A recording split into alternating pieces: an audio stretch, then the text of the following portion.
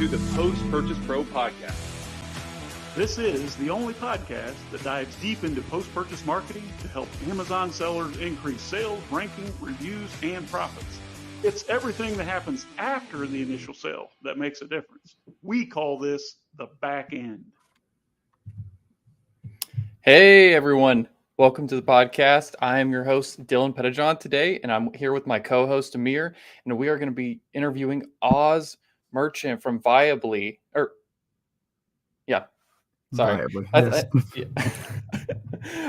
I know two that like have a similar name, so I flopped on that one real quick, but I did get it correct. You know what I'm going for, but.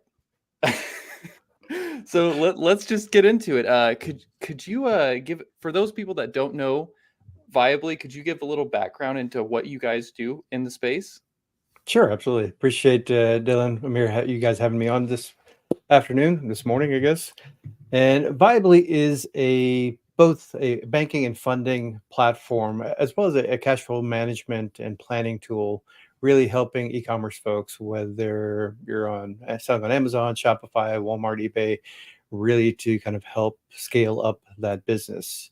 We kind of start off with the banking focus first and building out kind of a banking platform, really just targeting really kind of e-commerce folks, and then added in the funding components because, as everybody knows in this space, capital is key. It's a very capital intensive business to be buying products and turning around and selling them again. And the limit of growth is often tied to how much capital you have access to kind of make the buying decisions you need to help scale and grow the business. So we certainly focus on that. And then really the cash flow management and planning tool is to really help sellers, because so much of the business relies on just having the amount of capital and cash just going through the business and being able to kind of forecast and manage to say, okay, when am I going to need this much money to kind of make the decisions I need to, whether I'm doing private label, new product launches, new variations, or you're just doing wholesale and you need to keep buying on a regular basis. So having that information at your fingertips makes a big difference. Yeah, I could see how that definitely would make a really big difference. And from my personal experience, yeah, cash flow is the main thing that restricts growth in this business. So is this what was your background? Were you in the banking space beforehand and transitioned over to the e-commerce space, or how did you get started in this? Yeah, so I call this my Act 3. So Act 1 was actual retail, brick and mortar, wholesale and manufacturing space. Then I went into high tech for a good number of years. And then e-commerce as Act 3 is kind of a culmination of both kind of the commerce side of my journey and bringing in the high tech piece, because we are essentially a technology company that is leveraging kind of really a fintech company focusing on the finance side. So the team that actually created Viably, we've actually all worked together for about 10 years now.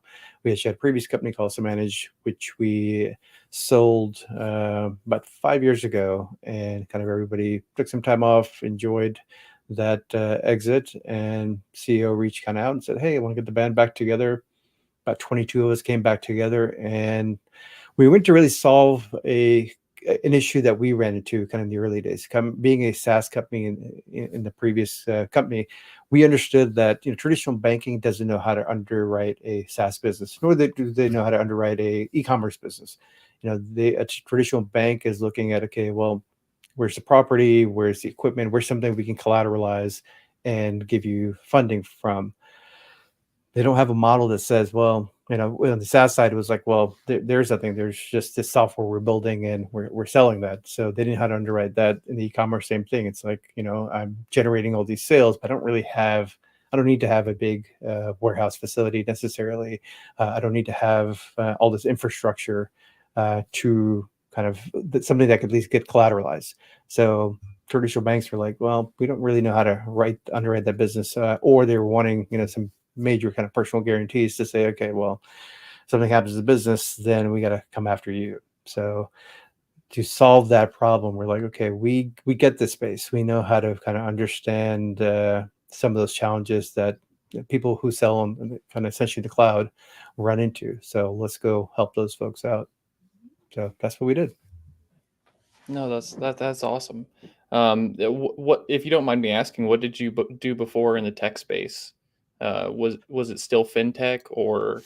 No, so the previous company, Samanage, was a IT service management. So kind of competing in the enterprise service desk space. So talking to a lot of IT folks and internal.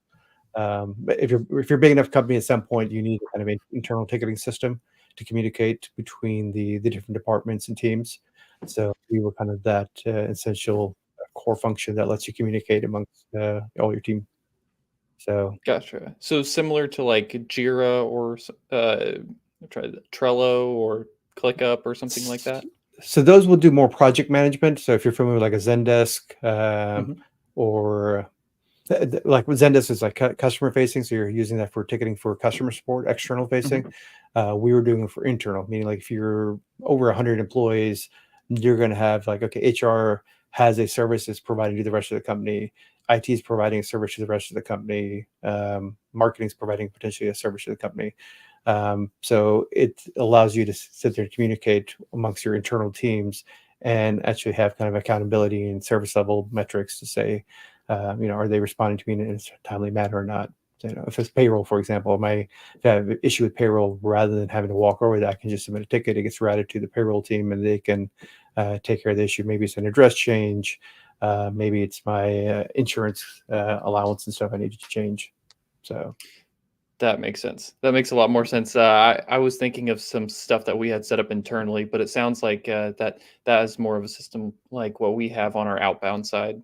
Yeah, like I said, anytime you get big enough, that becomes an issue that you need to tackle rather than trying to do that either through emails or Slacks or just walking back and forth. You want to just have some accountability. So that's what we solved for. Gotcha. So do you guys have any case studies with Viably of some of the clients that you've worked with or anything that you could share? Yeah, in fact, we've got a lot on the website as well. I mean, we, focused a lot on just kind of helping. When it comes to capital, there's the right time to take capital, meaning you don't want to take it too soon.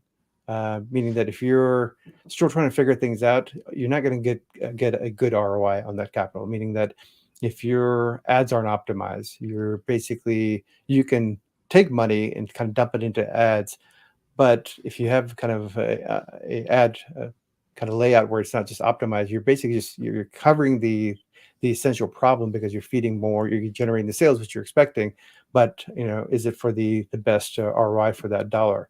So in the early days, or you're maybe just kind of figuring out kind of your infrastructure and stuff, so you're not optimized and how quickly your throughput, meaning like if you're doing your own warehousing stuff, how quickly can I get stuff into the warehouse, get it prepped and get it back out? If that's not optimized, money can certainly help, but it's, am I getting the right kind of ROI for that?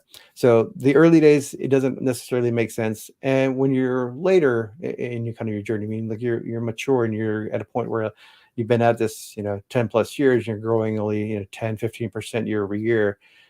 Probably at that point, you've got some other options. You're not scaling nearly as fast. And you could probably make cash flow work. It's everything in the middle where, the cash flow is tight and you're wanting to grow faster than cash flow will allow for. That's where you get the best ROI. And that's what we're typically trying to find companies to say, okay, are you at that point? Do you need capital? So like a lot of wholesalers we'll work with, they'll hit a point where, they've got this kind of machine in place that, they know how to, just get the goods into the warehouse, get it out very quickly. They have very minimal ad spend. And they've set up the kind of right supplier relationships so that they're making profit on every sale. They've got profitable SKUs. So for them, really, it's a matter of just the cash, the capital should be the constraint in helping them grow. So at that point, just once you have that machine in place, it's like every dollar I put into the machine, I know I can generate this much profits out of the business. Same thing on a private label side. The cash conversion cycles are just different, meaning that if you're in wholesale, you can typically you're turning that cash every 60 days. If you're doing private label, maybe it's anywhere from 5 to 7 months, because you've got new products that you're bringing in from overseas. You're getting it prepped, getting into Amazon, and you're probably buying about 90 days worth of inventory. So that cycle is just longer. But once that machine's in place, then it's like, okay, I know, how to kind of either launch a new product because I've done this enough times, or I've got, the existing kind of traffic coming for this particular product. I'm just going to launch a couple of more variations, and I know I can kind of get a nice bump in the business. So at that point, taking that capital just makes a lot of sense because they know that they can just take it and generate more profits out of it. So finding those people in the space, there's so many of them. It's just, are they thinking about it that way? Are they thinking about cash conversion cycles that way? Meaning like, what's my full cycle? What's that journey of money leaving the business and money coming back in? And once they understand that, it's like, okay, then how do I actually use capital from the outside to, really take and scale this? And that can vary, meaning like you may have every couple of months you're launching new SKUs or new variations. So this cycles may be overlapping, but kind of having a partner that can help and really understands that model and that can kind of fund that cycle to say, okay, I can really take this business and scale this up over the course of years. Because we have folks that will go, be 6 figures and inside of 12 months can basically be a nice 7-figure business just because they've kind of laid the right foundation. They've got the right infrastructure in place. They've got the right teams in place. Now it's just like, okay, now I'm at a point where throwing capital at this makes a lot of sense.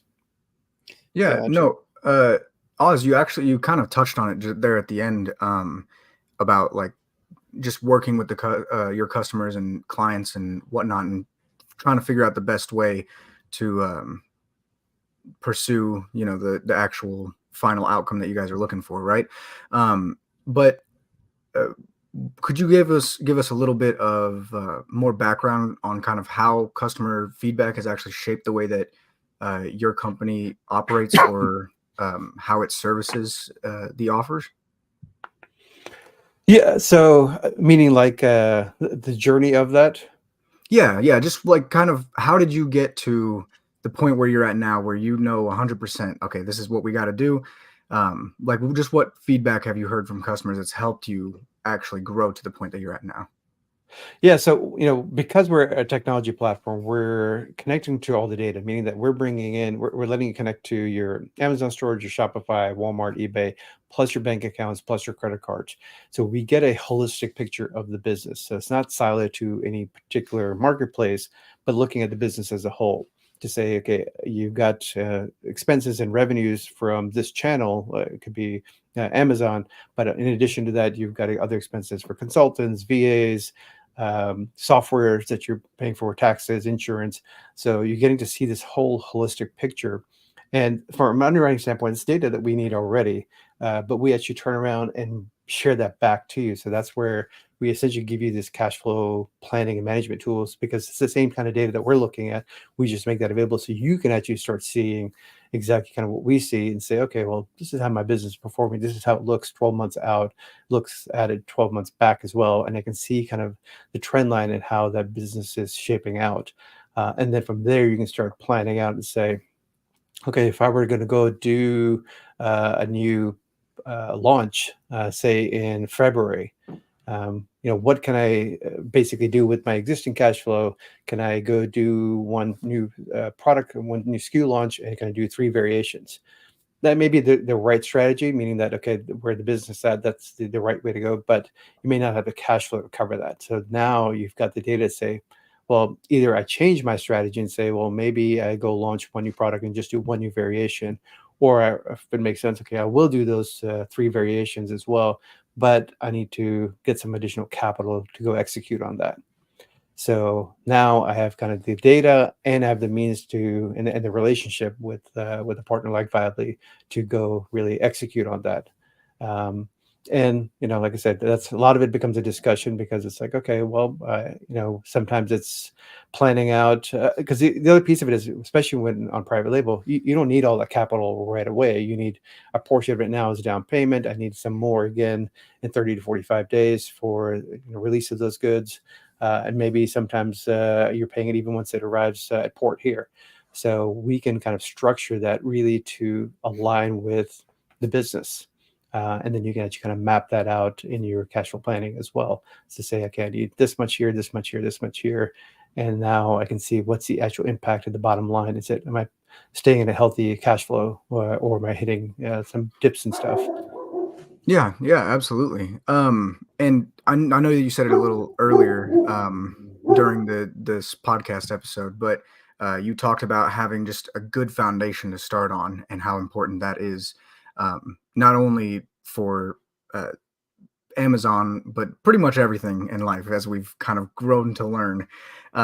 So what advice do you have for aspiring entrepreneurs, like someone who's just now getting started in the Amazon seller industry? Yeah, so I mean, part of it is understanding where you're starting from. So, we see a lot of people take this journey going like, they'll start off with retail, online arbitrage, move into some wholesale, and then they'll start experimenting with some private label because each one, it's kind of different barriers to entry, meaning like you can start off very easily in, $1,000 in arbitrage. Wholesale, okay, you need to do some, bigger bulk orders, so you need a little bit more cash flow to do that. Private label gets a little riskier, meaning that you're taking a bet. Okay, I think I'm solving this problem. There's enough demand for it. I've got my own kind of twist on this, and I've figured out kind of how I can advertise this so it ends up being a profitable sale. And I've reached out and find somebody that I can trust from the supply side that can help kind of design this and build this product for me and get it to me here. So each one kind of requires more education, more understanding of the ecosystem, more networks, more partnerships. And one of the nice things about this space is, compared to a lot of other industries, it's so collaborative that the amount of kind of help and resources available, it's just mind-boggling. I've never seen that anywhere, that there's such a willingness to kind of help others in that journey. And at the same time, everyone's still kind of like, there's such a respect that people talk about share the categories they sell, but everyone's kind of private about what it is they exactly do, and there's such a mutual respect for all of that. And at the same time, everyone's helping, which is really cool to see. So I would say for somebody getting into the spaces, first look at kind of your own finances to say where does it make sense. I've seen people jump in at private label side because they had the means to do it and they had a particular idea. Others do it at wholesale level, and then a lot that do it on the arbitrage level. So your finances makes a big difference.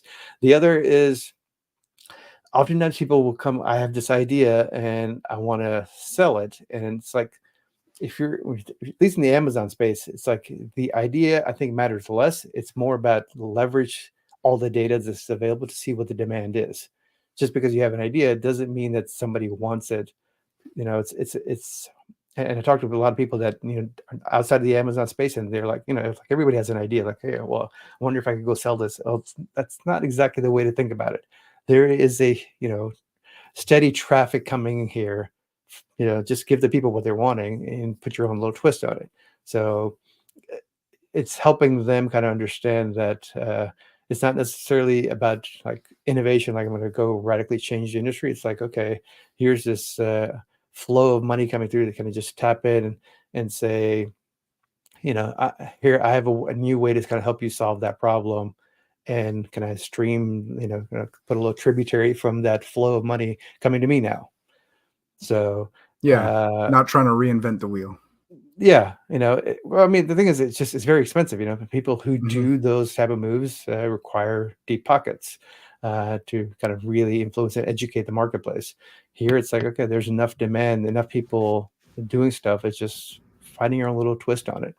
So, one is, like I said, the finances. The other is don't try to reinvent the wheel. And part of that journey is kind of understand what your own goals are for this. Are you looking to have an exit down the road? Are you looking just to have some extra money to do renovations around the house? You just want to have, or take a vacation. Because at some point you have to decide, am I thinking this as just a little side hustle, or is this a legitimate business? There's an amazing number of people I've seen that they still think of it as a side hustle, but now they're doing like $4 or $5 million a year. At some point you need to say, okay, well, maybe I do have a business here, and I need to start making the steps and decisions so that it's actually running and operating like a business. In fact, I was at actually, I think Sean was there. I think down in Orlando, or it's one of those events. And I asked a group, the group that was there was on a panel. It's like, how many of you consider yourself an entrepreneur? Pretty much everybody's hands go up. And I asked them, how many of you think of yourself as a CEO? And only 3 or 4 hands went up. And I asked, which of those roles, which of those titles are part of an org chart? And entrepreneur is never part of an org chart. A CEO is. So when you start thinking of yourself as a CEO, then you start thinking of yourself as, okay, I have a business here. And if I have a business, then I'm filling the seat of CEO, but how many other seats am I filling? And, then you start thinking about, okay, now I'm going to start actually working on the business. Okay, I've got the CEO seat filled, but I've got other 5 seats that I'm sitting in. Can I now go hire and start building out a team to really help me scale up this business? So it just changes the mindset of, how you're thinking about this. Not that, the side hustle of being an entrepreneur is wrong. It's just knowing at some point, is that the journey you want to stay on? Or am I on a journey to say, I'm going to turn this into a real business and scale this up? And like one of our customers, they hit a real big milestone early this year, took 3 months off, traveled with the family, and did not have to work in the business. To take 3 months, that was huge. To not actually be part of a day-to-day. I mean, that means that's enough infrastructure in place. The teams are in place. That's a big milestone. I have another customer. His goal is to have 10 days off next year, which is, it's baby steps. So it's like, whatever helps you get to that outcome that you're looking for. So I think a lot of people start this off as a side hustle, and it just becomes the next job they're wearing, and now they're basically living and breathing work, whether it's their 9 to 5, then into the Amazon. And if they don't have a real goal for where they're going with this, it's like years will just slip on by and you don't really know what you did it for.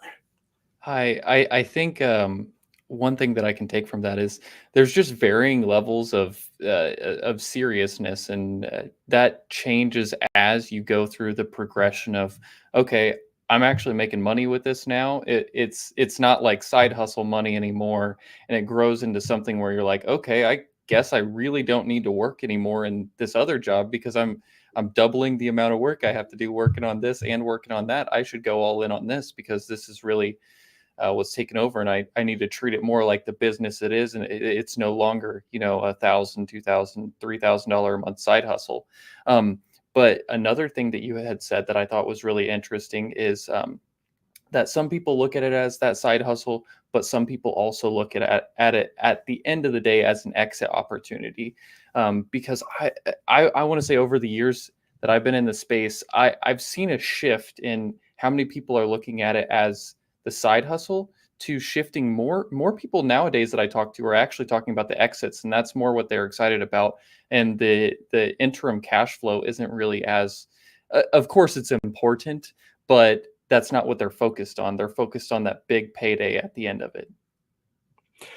Exactly. And that's also recognizing what type of business do you have. If you're just doing RA, OA, nobody's going to want to buy that. There's not, you're not putting the hustle, nothing's being generated. Wholesale, what are you really selling in wholesale business? You're selling your operational efficiency and your supplier relations, and maybe any exclusive that you have. When you get to private label, now you actually have some, intellectual property. You've got patents. You've got, something uniquely defined that it gives you better multiples. So, nothing wrong with that. I'm glad people are thinking with kind of the end in mind. I think, at least from last year, people had a lot of unreal expectations this year. And it took about 6 months for people to kind of like, okay, I'm not getting a 7 to 8 multiple. So, some resetting the expectations was, I think, the latter half of this year helped. And I think next year, everyone seems to be a lot more optimistic. You'll start seeing a trend back up, but probably not kind of the heyday of what it was a year or two back. So, which is fine. I mean, it's, each business is different. Like in the software space, the multiples for software is very different than e-commerce because one is much more capital intensive than the other.